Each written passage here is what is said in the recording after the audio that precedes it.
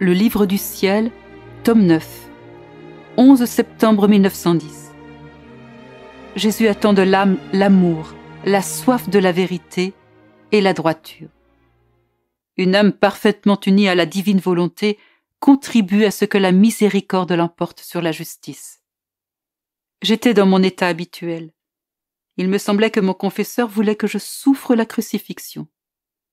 Après quelques démêlés, le bienveillant Jésus coopéra quelque peu et il me dit : « Ma fille, à cause du monde, je n'en peux plus. Beaucoup me remplissent d'indignation et m'arrachent les fléaux des mains par la force. » Pendant qu'il disait cela, il me sembla qu'une pluie drue endommageait les vignobles. Alors j'ai prié pour mon confesseur qui semblait se trouver là. J'ai voulu lui prendre les mains pour que Jésus le touche, et il me sembla que Jésus fit ainsi.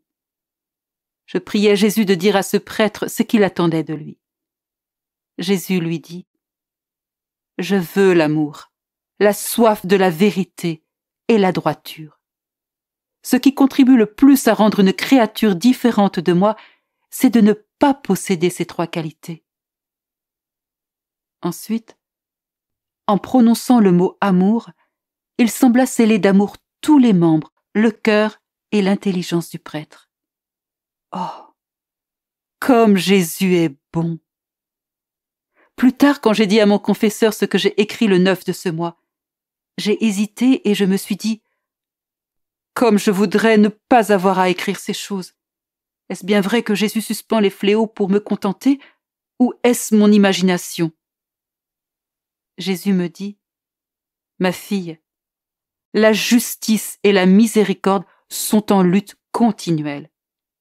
Mais la miséricorde gagne plus souvent que la justice.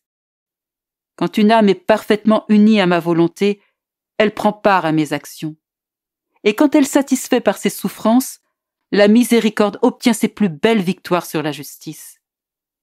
Puisque je me complais à couronner tous mes attributs de miséricorde, y compris la justice. Quand je me vois importuné par une âme unie à moi, alors pour la contenter, je cède devant elle, puisqu'elle a abandonné tout d'elle-même dans ma volonté. C'est ce qui explique pourquoi je ne viens pas quand je ne veux pas céder. Parce que je ne pense pas être capable de résister. Alors, d'où provient ton doute ?